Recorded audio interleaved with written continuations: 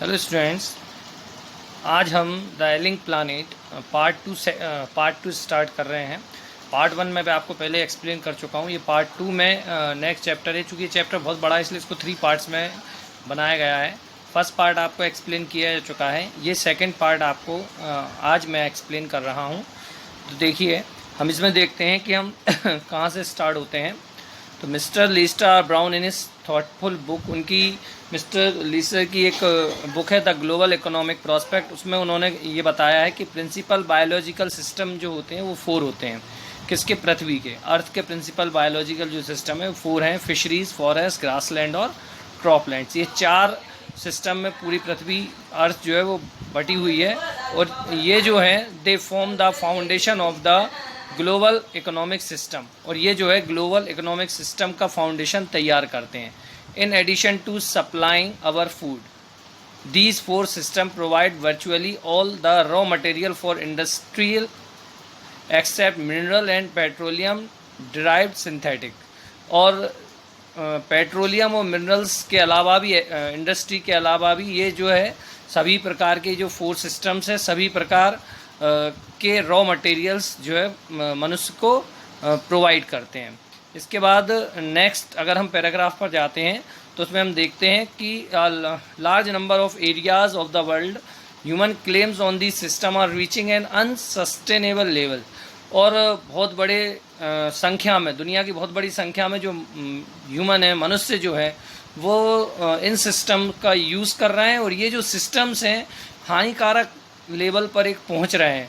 और a point where their productivity is being impaired, और उनकी जो प्रोडक्टिविटी है वो लगभग ख़त्म होती जा रही है।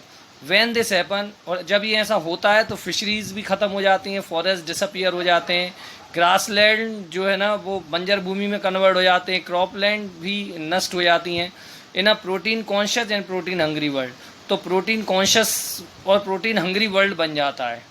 अब जब ये, और आजकल ये प्रोटीन हंग्री वर्ल्ड है, इस चक्कर में जो है ओवर फिशिंग बहुत ज़्यादा हो रही है। पुअर कंट्रीज़ में क्या हो रहा है कि लोकल फॉरेस्ट को काटा जा रहा है।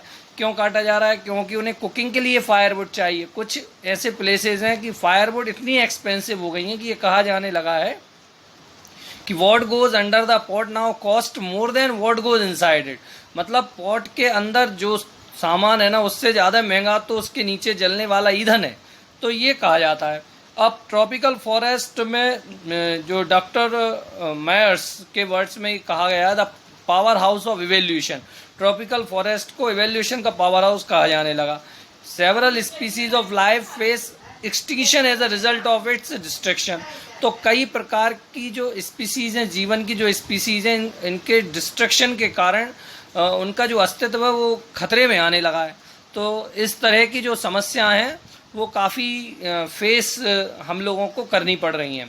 It has been well said that forest precede mankind, और ये बहुत अच्छे से कहा गया है कि मैनकाइंड के पहले कौन आता है? फॉरेस्ट आता है। तो डिजर्ट उसको फॉलो करता है। इस चीज़ को हम बहुत अच्छे से समझ लें। The world's ancient patrimony of tropical forest, हमारी जो संपदा है वो क्या है? ट्रॉपिकल फॉरेस्ट है। वो आजकल जो है ना वो ख़त्म होती जा रही हैं, और उनकी जो रेट है, ख़त्म होने की जो दर है, एक साल में करीब 40 to 50 मिलियन एकड़ ख़त्म हो जाती हैं। और फिर इसके बाद क्या होता है? हम डंग का यूज़ करते हैं। डंग तो आप जानते ही हैं, वेस्ट मटेरियल ऑफ एनिमल। डंग का यूज़ करते हैं, उनको डंग को क्या जलाने लगे हैं हम अपने फ्यूल के रूप में। तो जो नेचुरल फर्टिलाइज़र जो अर्थ को मिलना चाहिए वो नेचुरल फर्टिलाइज़र नहीं मिल पा रहे हैं। अब वर्ल्ड बैंक ने भी ये कहा है कि एस्टिमेट निकाला है कि 5-fold increase in the rate of forest planting is needed to cope with the expected fuel wood demand in the year 2000। मतलब ये 1994 की कंडीशन में बात की है उन्होंने, कि उस समय की स्थिति में उन्होंने ये बताया था कि करीब 5 गुना ज़्यादा हमें 2000 में 5 गुना ज़्यादा की आवश्यकता होगी है। तो 2020 चल रहा है, तो हम समझ सकते हैं कि हमें कितने फ्यूल की आवश्यकता इस समय पड़ रही होगी। इसके बाद हम अगले पैराग्राफ में देखते हैं कि जेम्स स्पैथ, ये कौन थे? James Speth the president of the World Resources Institute के प्रेसिडेंट थे। एक दिन उन्होंने कहा कि we are saying that we are losing the forest at an acre a second. वो ये कहते हैं कि 1 सेकेंड में हम 1 एकड़ फॉरेस्ट खो रहे हैं। परंतु वो थोड़े डाउटफुल रहते हैं, 1 एकड़ तो नहीं होना चाहिए उसको, बल्कि 1.5 एकड़ होना चाहिए। मतलब 1 सेकंड में हम करीब 1.5 एकड़ जो है जंगल को नष्ट कर रहे हैं। एक आर्टिकल है 48 एक कॉन्स्टिट्यूशन में, वो कहता है कि the state shall endeavour to protect and improve the environment and to safeguard the forest and wild life of the country. कि मतलब जो स्टेट है उसकी ये जिम्मेदारी है कि वो एनवायरनमेंट को इम्प्रूव करे, उसको प्रोटेक्ट करे, फॉरेस्ट की रक्षा करे, वाइल्ड लाइफ, कंट्री के वाइल्ड लाइफ की रक्षा करे। ये जो है स्टेट गवर्नमेंट की जिम्मेदारी होती है। But what causes endless anguish, परंतु दुख इस बात का होता है कि फैक्ट है क्या, फैक्ट ये होता है कि laws are never respected nor enforce in India. ना तो लॉज को इंडिया में रेस्पेक्ट किया जाता है और ना ही उनके लिए पालन करने के लिए बहुत सख्ती की जाती है। अब जैसे एग्जांपल दिया है, for instant the constitution says, constitution क्या कहता है कि कैस्टेज, अनटचेबिलिटी, बाउंडेड लेबर, ये जो चीज़ें इनको सब उन्मुक्त कर दिया जाना चाहिए। परंतु हम देख रहे हैं कि ये जो है जाति पाति या छुआछूत की भावना या श्रम बॉन्डेड लेबर की भावना, बंधुआ मजदूर वाली कंडीशन होती है, तो आज भी जो है हमारे आज़ादी के बाद भी, कॉन्स्टिट्यूशन लिखे होने के बाद भी, 44 ईयर्स के बाद भी आज भी जिंदा है, फल फूल रही हैं ये सारी चीज़ें। तो बड़े दुख की बात है ये। Recent report of our parliament estimates committee ने एक रिपोर्ट निकाली और उन्होंने ये कहा कि कैटास्ट्रोफिक डिप्लेशन मतलब एक इंडिया के फॉरेस्ट की जो लास्ट 4 डिकेड्स में जो कंडीशन है वो बहुत ज़्यादा खतरनाक कंडीशन है। इंडिया के फॉरेस्ट बहुत बुरी तरह से काटे जा रहे हैं ये कुछ लास्ट 4 डिकेड्स से। तो इंडिया अकॉर्डिंग और रिलेवेंट डाटा क्या कह रहा है कि is losing the forest rate, बोल रहे हैं 3.7 मिलियन एकड़ से, एक साल में 3.7 मिलियन एकड़ इतना फॉरेस्ट नष्ट हो रहा है। और बड़े area, large area officially designated as forest land और ऑलरेडी वर्चुअली टीयरलेस, और जो फॉरेस्ट लैंड है वो जो है ना ट्रीलेस लैंड में कन्वर्ट होते जा रहे हैं। The actual loss of forest is estimated to be about 8 time the rate indicated by government statistics. और गवर्नमेंट ने जो संख्या दी है, हमारा जो एक्चुअल लॉस है वो उससे कई गुना ज़्यादा है, 8 टाइम्स ज़्यादा है लगभग। तो मतलब ये बहुत ख़तरनाक स्थिति बनती जा रही है फॉरेस्ट के लिए। और हम सबको चाहिए कि हम जो है फॉरेस्ट को बचाने के लिए बहुत गवर्नमेंट की भी हेल्प करें, और गवर्नमेंट को भी चाहिए कि इसको फॉरेस्ट को बचाने के लिए कड़े से कड़े कानून बनाए और इस कानून का पालन करवाए। अब देखते हैं नेक्स्ट पैराग्राफ में क्या लिखा है। The 3 year study using satellite के द्वारा एक 3 ईयर स्टडी की गई, फोटोग्राफी वगैरह ली गई है यूनाइटेड नेशंस के द्वारा, और उन्होंने वार्न किया है कि इन्वायरमेंट हैज़ डेटेरेटेड सो बैडली।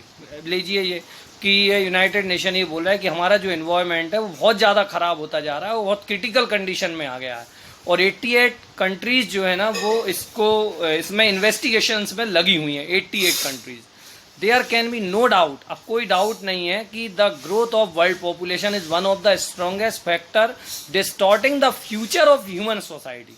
कि इसका मतलब सबसे बड़ा जो रीज़न है वो पॉपुलेशन माना जा रहा है। It took mankind more than a million year to reach the first billion.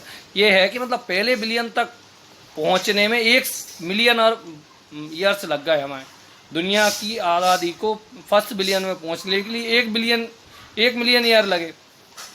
और जबकि ये जो आबादी थी वो 1800 के आसपास की थी। अब सन 1900 की बात करें तो 2nd बिलियन वॉज एडेड, मतलब 100 साल में 1 बिलियन जुड़ गए। अब अगर 20वीं शताब्दी की बात करें तो 3.7 मिलियन 20वीं शताब्दी में, 20th सेंचुरी में 3.7 बिलियन ऐड कर दिए जा चुके। और आज के समय में 1994 की स्थिति में जब ये चैप्टर लिखा गया था, मतलब जब इसकी बात, चैप्टर नहीं लिखा गया, जब इसकी बात की गई थी तो 5.7 बिलियन आबादी थी। तो हर 4 दिन में वर्ल्ड की पॉपुलेशन करीब 1 मिलियन बढ़ रही है। ये चीज़ बहुत सोचने लायक है और इस चीज़ पर सभी प्रकार की सरकारों को ध्यान देना पड़ेगा। तो ये जो है सेकंड पार्ट इस चैप्टर का वो कंप्लीट होता है। मुझे उम्मीद है कि आपको ये चैप्टर बहुत अच्छे समझ में आ गया होगा। आपको हमारे देश की कंडीशंस, वर्ल्ड की कंडीशन, इन्वायरमेंट की कंडीशन भी बहुत अच्छे समझ में आ गई होगी। So thanks for watching this video. अगर आपको कोई भी प्रॉब्लम हो तो कमेंट बॉक्स में बताएं तो आपकी वो प्रॉब्लम सॉल्व कर दी जाएगी। Thank you for watching this.